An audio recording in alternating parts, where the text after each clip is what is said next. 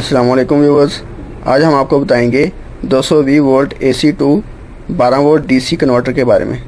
यानी आप 220 volt AC को 12 वोल्ट डीसी में किस तरह कन्वर्ट कर सकते हैं। तो दोस्त ये आप देखते हैं, इसे सॉलिड स्टेट ब्रिज रेक्टिफायर कहते हैं। आप इसकी जगह डायोड भी इस्तेमाल कर सकते हैं। तो आपने 50 वोल्ट 4700 यूएफ का कैपेसिटर यूज़ करना है। 8 एम्पेयर का आपने ट्रांसफार्मर यूज़ करना है और इसकी रेटिंग है KVPC 3510, यानी ये 35 एम्पेयर तक यूज़ किया जाता है, लेकिन आपने इसे 25 एम्पेयर से ज़्यादा यूज़ नहीं करना। अभी हम आपको इसकी सर्किट डायग्राम के बारे में पहले बताएंगे। पहले हम आपको बताएंगे डायोड के बारे में कि डायोड का सर्किट किस तरह तैयार किया जाता है। तो जी दोस्त, आते हैं डायग्राम की तरफ। अगर आपने वो सॉलिड स्टेट यूज़ नहीं कर सकते, उसकी कॉस्ट थोड़ी सी ज़्यादा होती है डायोड से। डायोड ये बहुत सस्ता होता है। इसकी एक डायोड की कीमत तकरीबन 10 या 5 रुपये होती है। 7 से 8 एम्पेयर का आपने ट्रांसफार्मर यूज़ करना है। उसके बाद आपने ये कैपेसिटर जो लगाना है, आपने ये आप याद रखें कि कैपेसिटर 4700 यूएफ 50 वोल्ट से कम नहीं लगाना। 50 वोल्ट का भी लगा सकते हैं, 12 वोल्ट के लिए 35 वोल्ट का भी ठीक है। 12 वोल्ट एसी के लिए, यानी इधर से आप अगर देखें जो ट्रांसफार्मर से आउटपुट निकलती है उसको आपने देखना है। 12 वोल्ट एसी है तो आपने कैपेसिटर 35 वोल्ट से कम नहीं लगाना, क्योंकि अगर 35 वोल्ट से आप कम लगाओगे 25 वोल्ट का, वो जल्दी गर्म हो जाया करेगा। ठीक है, तो आपने 35 वोल्ट से ऊपर कैपेसिटर आपने इस्तेमाल करना है। हमने जो यूज़ किया है वो 50 वोल्ट 4700 यूएफ 4700 ही होने चाहिए। तो फिर आपका ये फ़िल्टर जो है, कैपेसिटर जो है, ये अच्छी तरह काम करेगा।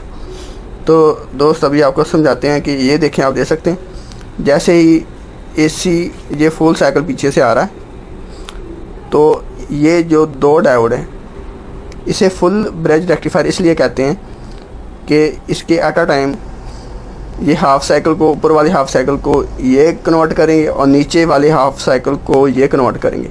और जब ऊपर वाली हाफ साइकिल को ये कन्वर्ट करेंगे तो ये रेक्टिफिकेशन करेंगे और ये दोनों ऑफ होंगे। ठीक है, और जब नीचे वाले को ये कन्वर्ट करेंगे ये, और ये दोनों ऑफ होंगे। ये दोनों ऊपर वाली साइकिल को कन्वर्ट करेंगे और ये दोनों नीचे वाले साइकिल को कन्वर्ट करेंगे। ये दोनों कन्वर्ट हो गए तो आगे हमको फुल सिटिंग डीसी मिल जाएगी यहाँ पर। तो यहाँ आप अच्छा कैपेसिटर इस्तेमाल करके, ये चाइना का कैपेसिटर भी मिलता है तकरीबन 10-15 रुपये का, वो आपने यूज़ नहीं करना है। इम्पोर्टेड कैपेसिटर लेना है, तकरीबन 50 रुपये का ये मिल जाता है, तो आपने ये यूज़ करना है। तो इससे ये फिल्ट्रेशन होगी आपकी, जो फुल सेटिंग डीसी होगी, इससे आपकी प्योर डीसी 12 वोल्ट 6 एम्पेयर आप इधर निकाल सकते हैं।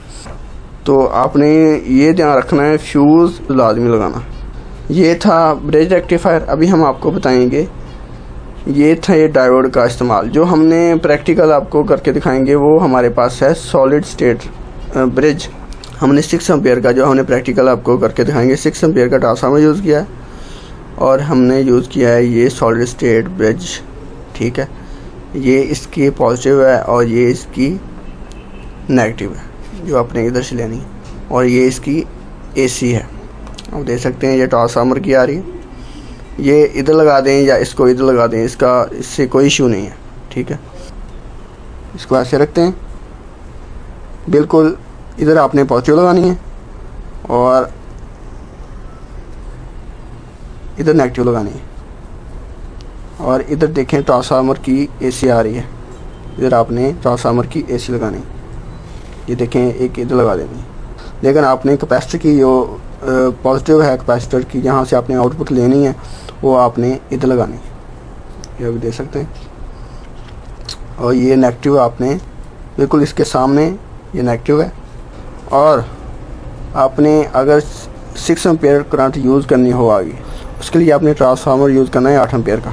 8 एम्पेयर से कम ट्रांसफार्मर नहीं यूज़ करना अगर आपने आगे से 6 एम्पेयर डीसी करंट लेनी हो। तो ये डीसी से आप बैटरी भी चार्ज कर सकते हैं और इसको अडाप्टर के तौर पर भी इस्तेमाल कर सकते हैं। तो इस तरह आपका जो सर्किट है वो आपका कंप्लीट होगा। तो दोस्त, अभी हम आपको दिखाएंगे प्रैक्टिकल के बारे में। इससे नेक्स्ट वीडियो में हम आपको दिखाएंगे इलेक्ट्रिक क्रैडल के बारे में, यानी बेबी इलेक्ट्रिक क्रैडल, बेबी बिजली वाला झूला आप किस तरह तैयार करेंगे। बहुत आसानी के साथ और बहुत सस्ते तरीके से आप बेबी वाला झूला जो बिजली पर चला सकें आप, वो हम आपको सिखाएंगे कि वो किस तरह तैयार करना। तो दोस्त अभी हम आपको बताएंगे इसके प्रैक्टिकल के बारे में। तो जी दोस्त, आप देख सकते हैं कि ये एक कैपेसिटर की नेगेटिव साइड है, तो हमने इस पर ग्रीन यूज़ की है और पॉजिटिव पे हमने ब्लू यूज़ की हुई है। आप देख सकते हैं ये दोनों, ये और ये ट्रांसफार्मर के पॉइंट हैं। ये देखें AC लिखा हुआ है। ट्रांसफार्मर की जो दोनों तारें हैं, आप इनको बदल कर भी लगा सकते हैं। न्यूट्रल का और फेज़ का कोई इशू नहीं है, वो आप इधर भी लगा सकते हैं, उल्टी भी लगा सकते हैं, इससे कोई इशू नहीं होगा। पॉजिटिव, ये हमारी DC पॉजिटिव है और ये हमारी न्यूट्रल है।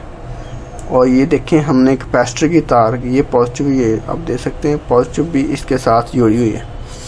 ये कैपेसिटर की पॉजिटिव भी हमने इसके साथ लगाई हुई है। और इसके बाद ये देखिए जहाँ से हमने DC न्यूट्रल नेगेटिव निकाली है, वहाँ ये कैपेसिटर की, ये देखें नेगेटिव लगाई। और कैपेसिटर आपने उल्टा नहीं लगाना, यूँ ही आप कैपेसिटर उल्टा लगाएंगे तो ये बहुत जल्दी गर्म होकर फट सकता है। ठीक है, तो कैपेसिटर आपने सीधा लगाना है, ये याद रखना। ये देखें, ये जो निशान होते हैं ये नेगेटिव साइड के होते हैं कैपेसिटर की के, तो ये पॉजिटिव के होते हैं। ये आपने बिल्कुल अपने रेड वायर पे पॉजिटिव पे लगानी है। तो इस तरह ये हमारा ये सर्किट कंप्लीट है। इसके बाद एक और ज़रूरी बात आप याद रखें कि आपने इसके साथ हीट सिंकर भी इस्तेमाल कर सकते हैं। तो हीट सिंकर आप यहाँ इस्तेमाल करके इसको यहाँ पेच लगाकर आप हीट सिंकर भी यूज़ कर सकते हैं। यानी ये लोड डालने से, पर लोड आने से ये इसकी जो हीट है ये सिंक होता रहेगा, ये और ये इतना गर्म नहीं होगा। यानी जलने से भी, अगर खुदा न खास्ता ये इसके आगे कोई शॉर्ट सर्किट भी होता है तो ये जलने से बच जाएगा। जी दोस्त, अभी हम पहले हीट सिंक लगाते हैं। ये देखें, यहाँ आपने हीट सिंक लगा देना।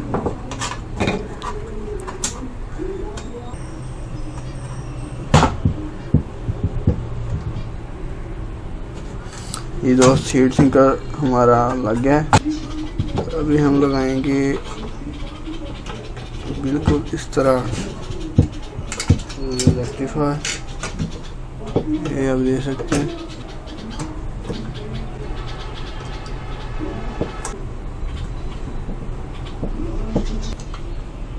ये दोस्त अभी देख सकते हैं हमारा जो कन्वर्टर है वो तैयार हो चुका है तकरीबन। इस तरह इसको अच्छी तरह टाइट करना है।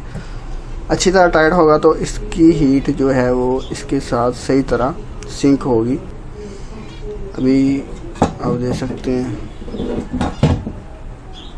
हमने कैसे तैयार किया। यहाँ से कोई 12 वोल्ट का फ़ैन लेकर फ़ैन भी लगा सकते हैं। ये देखिए हमने फ़ैन लगाया हुआ है, यहाँ कनेक्टर लगाकर आप फ़ैन लगा सकते हैं। तो ये हमारी है आउटपुट। अभी हम ट्रांसफार्मर को इसके साथ अटैच करेंगे। अभी आप देखें, ये 220 वोल्ट, 220 वोल्ट, ये ट्रांसफार्मर को 220 वोल्ट चले गए। ये देखें 220 वोल्ट ट्रांसफार्मर को आ गई। और इधर से इसकी जो ट्रांसफार्मर की आउटपुट है, ये देखें, ये 12/12 का ट्रांसफार्मर है, यानी ये 12 और ये भी 12 है। तो आपने करना क्या है, अगर आप 12/12 का ट्रांसफार्मर लें तो उसमें 3 तारें होती हैं, 2 होती हैं फेज़ और 1 होती है न्यूट्रल। तो हमने ये देखें, आपने एक फेज़ और एक न्यूट्रल इस्तेमाल करनी है। हमने ये इस्तेमाल किया, फेज़ इस्तेमाल किया हमने एक, और दूसरी हमने ये न्यूट्रल, आप देख सकते हैं ये न्यूट्रल हमने इस्तेमाल की है। ये देख सकते हैं ये न्यूट्रल, ये ट्रांसफार्मर की न्यूट्रल है। आपको दिखाते हैं, ये इधर लगा दो या उधर लगा दो, इसका कोई इशू नहीं होता। इसको लूज़ नहीं रखना, नहीं तो जो आपका पॉइंट है, लोड आने से स्पार्क पैदा होगा। स्पार्क पैदा होने से ये जो आपका पॉइंट है ये जल सकता है, इसलिए आपने इसे लूज़ नहीं रखना। इधर लगा के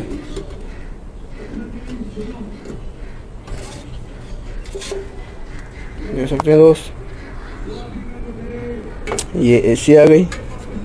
ठीक है, यहाँ से कन्वर्ट होकर DC 12 वोल्ट प्योर DC, फिर ये हमें 12 वोल्ट DC आउटपुट आ गई। तो चलिए दोस्त, अभी हम आपको दिखाते हैं प्रैक्टिकल करके 220 वोल्ट। ठीक है जी दोस्त, ये आप देख सकते हैं बहुत पावरफुल करंट है इसकी। अब इसके वोल्टेज भी चेक कराते हैं। अभी हम आपको एसी वोल्टेज चेक कराते हैं, इसके एसी कितने आ रहे हैं। तो अपने मीटर को आपने एसी वोल्टेज पे सेट कर लेना है।